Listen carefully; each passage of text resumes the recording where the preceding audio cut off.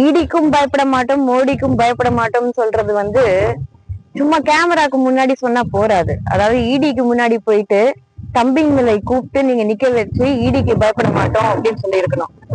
மோடிக்கு பயப்பட மாட்டோம்ன்றது வந்து தன் மகனையும் அந்த தம்பிகளையும் நேரா கூட்டு போயிட்டு எங்க தம்பிகள் வந்து எதுவுமே தப்பு செய்யலன்றது வந்து ஆதாரபூர்வமா அங்க நீங்க காமிச்சிட்டு அதை நிரூபிச்சிருக்கணும். அது மோடிக்கு பயப்பட மாட்டோம் அப்படின்னு சொல்லிட்டு. ஆனா வந்து தம்பிகள் எல்லாம் ஓடி ஒளிஞ்சுட்டு இருக்காங்க. இவர் மட்டும் வீரவசனம் வந்து கேமராக்கு முன்னாடி பேசுறது வந்து அது யாரும் ஏற்றுக்கொள்ள மாட்டாங்க.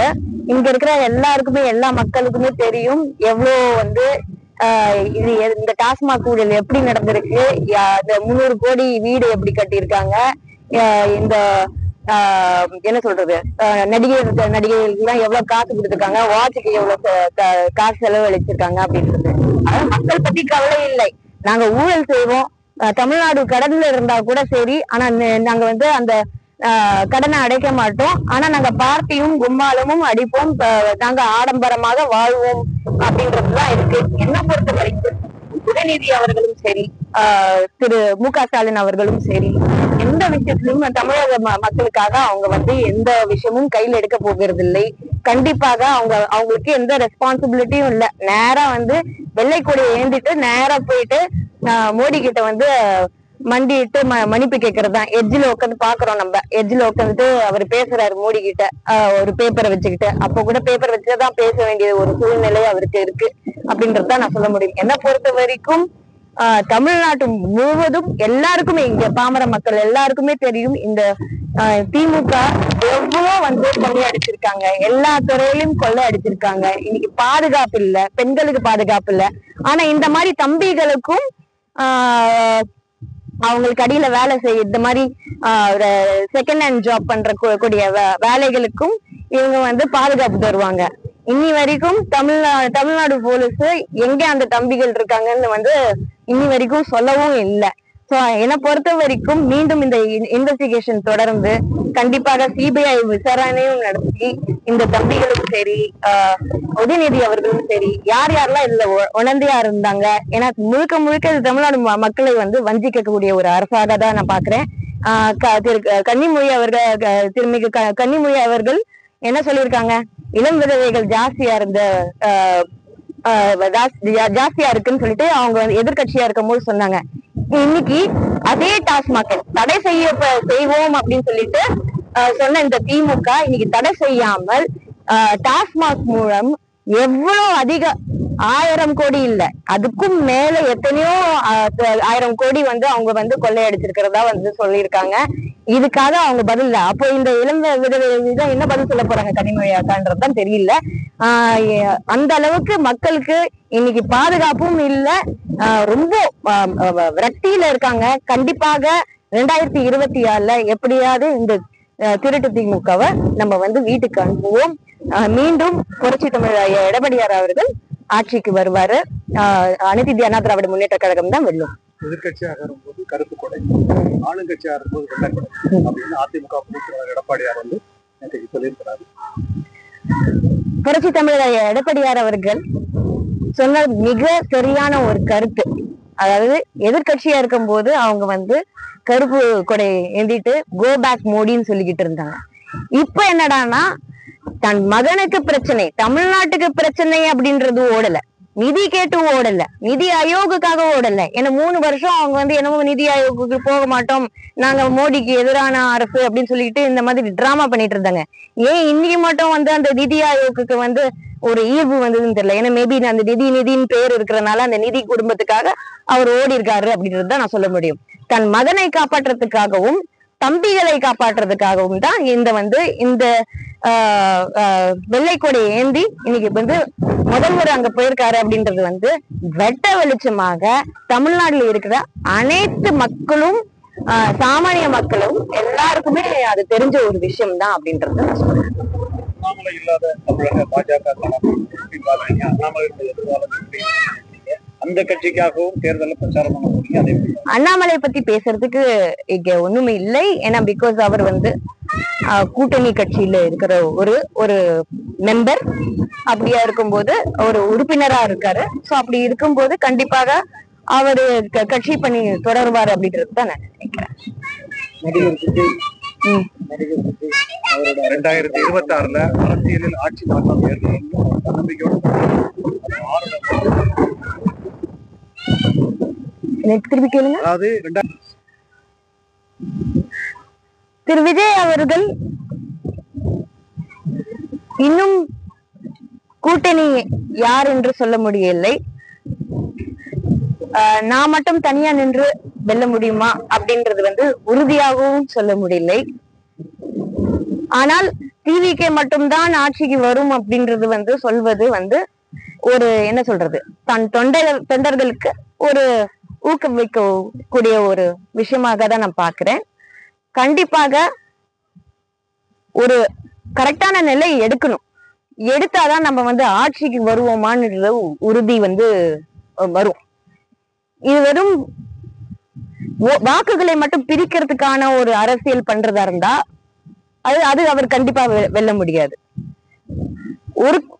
ஏன்னா 2 அணி தான் இருக்க முடியும். ஒரு போர்ல 2 அணி தான் இருக்க முடியும். அதுல பல கூட்டணிகள் இருக்கலாம். ஆனா வந்து 2 அணிகள் தான் இருக்க முடியும். ஒண்ணு எதிரணி, இல்ல ஒண்ணு வந்து நட்பணி. யார் உங்களோட நட்பணின்றது அவர் தான் தேர்ந்தெடுக்க வேண்டும். ஓட்டு பிரிக்கும் அரசியல்ல நீங்க ஈடுபட்டால் அது கண்டிப்பா நீங்க வெல்ல போகுவதில்லை அப்படின்றதுதான் உண்மை. விஜய் வந்து 2026 முதல்வர் நம்பிக்கையா மூடம்? அது எல்லாரோட ஆசை அப்படின்னு சொல்றேன்.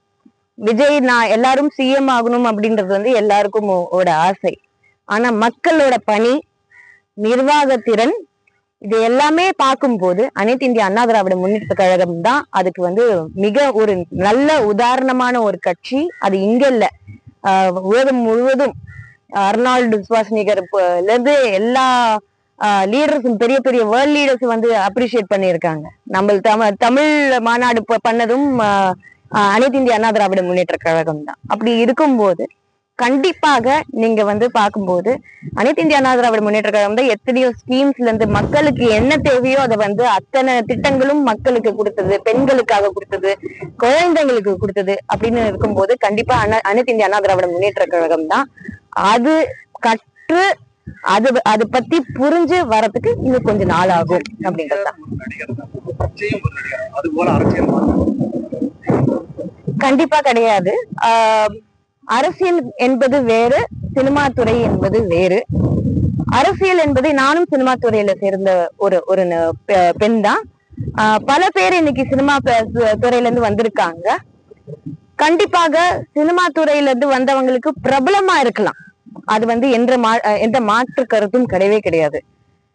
புரட்சி தலைவர் எம்ஜிஆர் அவர்கள், அதாவது நம்மளோட இந்தியா சுதந்திரத்துக்கு பெறதுக்கு முன்னாடில இருந்தே அவர் வந்து அதுல வந்து இண்டிபெண்டன்ஸ்க்கு ஆக்டிவிஸ்டா இருந்திருக்காங்க. அது என்னோட கொள்ளு தாத்தா கே சுப்பிரமணியம் அவர் வந்து ஒரு முன்னாள் பெரிய ப்ரொடியூசர், தயாரிப்பாளர், பிளஸ் டைரக்டர் கூட. அவரு வந்து தியாக பூமி போல பல படங்கள் வந்து எடுத்திருக்காங்க. சோ எங்க புரட்சி தலைவர் எம்ஜிஆர் அவர்களும் எங்க தாத்தாவும் ரொம்ப நட்புக்குரிய ஒரு ஃபேமிலி உறவினர் போல. சோ அந்த அரசியல் ஆர்வம் என்பது நடிக்கிறதுக்கு முன்னாடில இருந்தே வந்து அவருக்கு இருந்தது. சுதந்திர போராட்டத்துல வந்து அவர் ஈடுபட்டிருந்தாரு. கண்டிப்பாக வந்து திமுக என்ற அண்ணா இருக்கும்போது திமுக என்ற கட்சிக்கு எத்தனையோ சப்போர்ட் கொடுத்திருக்காரு. அதுக்கப்புறம் திமுகவோட தலைமை மாறினதுக்கு அப்புறம் அவங்களோட போக்கு சரியில்லை அப்படின்னும் போது வெளிநடப்பு வந்து இன்னைக்கு வந்து அனைத்து இந்திய அண்ணா திராவிட முன்னேற்ற கழகம் அண்ணாவோட தொலைநோக்கு பார்வை எதுவோ அது அப்படியே நம்ம எடுத்துட்டு போகணும்னு சொல்லிட்டு இன்னைக்கு எலக்ட்ரிசிட்டில இருந்து, ரேஷன்ல இருந்து, சத்து உணவுல இருந்து எல்லாமே இன்னைக்கு வந்து நம்மளோட அனைத்து இந்திய அண்ணா திராவிட முன்னேற்ற கழகம் தான் நம்ம தமிழ்நாட்டுக்கு வந்து வளர்ச்சி கொண்டு வந்திருக்கு. அந்த வகையில பார்க்கும்போது அவரோட உழைப்பு இப்ப இருந்த அவரு அரசியலுக்கு வந்த அப்புறம் உழைக்கவில்லை. அவர் வந்து காங்கிரஸ்லயும் இருந்திருக்காரு, பல கட்சியில எத்தனையோ தொண்டர்களோட வழிகள், மக்களோட வழிகள் தெரிஞ்சு அவர் வெளியில வந்து மக்களாக மக்களோட ஆட்சியை தந்தவர். அப்படி இருக்கும்போது மக்களோட ஆட்சி தரணும் என்றால் அது வந்து மிகப்பெரிய ஒரு அதுக்கான ஒரு இது தேவை, நம்மளுக்கான ஒரு குரு தேவை. அவர் நம்மளுக்கு நம்மள வழி நடத்துறதுக்கு ஒரு ஆர்கனைசேஷன் தேவை. அப்படின்னு இருக்கும்போது இந்த அதாவது ஒரு ப்ராப்பர் ஆர்கனைசேஷன் தேவை. அந்த வகையில இது கம்பேரே பண்ண முடியாது. கண்டிப்பாக விஜய் அவர்கள் மிகப்பெரிய ஒரு நடிகர். அவரு சில நல்ல விஷயங்கள் செஞ்சிருக்காரு. சிலது பப்ளிக்கா தெரிஞ்சிருக்கலாம், சிலது பப்ளிக்கா தெரியாம இருந்திருக்கலாம். அந்த மாதிரி பல நடிகர்களும் செஞ்சிருக்காங்க அப்படின்றதுதான் நான் சொல்வேன். அந்த வகையில அவர் அரசியல்ல வந்தது ஒரு நல்ல விஷயம். ஆனா அது வாக்கா மாறுமா அப்படின்றது பெரிய கேள்விக்குறி. ஏன்னா அதுக்கு ஒரு எக்ஸாம்பிளோ ஒரு ரிப்போர்ட் கார்டோ அது விஜய்க்கு இல்ல அப்படின்ற விஜய் சாருக்கு இல்ல அப்படின்றதா சொல்லுங்க. அவருடைய வருகை யாருடைய ஓட்ட பிரிக்கும் அப்படின்னு கண்டிப்பா திமுகவோட ஓட்டு தான். ஏன்னா இன்னைக்கு மக்கள் அனைவரும் அதிருப்தியில இருக்காங்க. கண்டிப்பாக அது அவரு பிரிப்பாரோ இல்லையோ, கண்டிப்பாக இது எல்லாமே அனைத்து இந்திய அண்ணா திராவிட முன்னேற்ற கழகத்துக்கு தான் இது சாதகமாக அமையும். ஏன்னா மக்களோட விரக்தி ரொம்ப ரொம்ப ஜாஸ்தியா இருக்கு. காசு வந்தா அப்படியே சாப்பிட்டுக்கிறாங்களே தவிர அது திருப்பி கொடுக்கறது இல்ல, மக்கள் கிட்ட திருப்பி கொடுக்கறது இல்ல. மக்களுக்கு இடையே அது போய் சேர்றது கிடையாது அப்படின்றதுதான். ஆனா இந்த மாதிரி விஷயம் அனைத்து இந்திய அண்ணா திராவிட முன்னேற்ற கழகம் இருக்கும்போது ஒவ்வொருத்தரும் வாழ்ந்தாங்க, ஒவ்வொரு குடும்பமும் வாழ்ந்துச்சு அப்படின்றதுதான் சொல்ல முடியும். அந்த வகையில அனைத்து இந்திய அண்ணா திராவிட முன்னேற்ற கழகம் தான் எப்பவுமே எங்க நீங்க அங்க போய் நம்ம அவங்களுக்கு வாக்களிக்கலாம், இவங்களுக்கு வாக்களிக்கலாம் அப்படின்றது கிடையாது. ஒண்ணு எதிரணியா நட்பணியா அப்படின்றதுதான். அப்படி இருக்கும்போது அனைத்து இந்திய அண்ணா திராவிட முன்னேற்ற கழகம் தான் மீண்டும் ஆட்சிக்கு வரும்.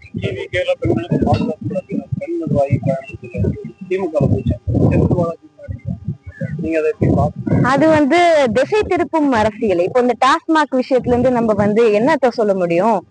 எப்படியாவது நம்ம திசையை திருப்பணும்.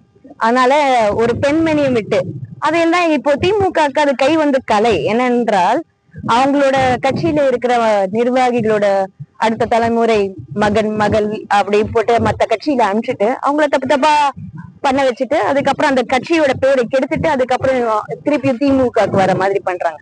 அதுவும் போய் ஊழல்ல மாட்டி சுப்ரீம் கோர்ட்ல ஆர்டர் நீங்க மினிஸ்ட்ரி அமைச்சர் பதவியில இருந்து இறங்கணும் அப்படின்னு சொல்லிட்டு சொன்னவங்க கிட்ட போயிட்டு அவர் முன்னிலையில போய் சேர்ந்திருக்காங்க. இது தெரியும், இது திமுகவோட டிராமா. முழுக்க முழுக்க இந்த டாஸ்மாக் விஷயத்தை மறைக்கணும்ன்ற ஒரே காரணம்.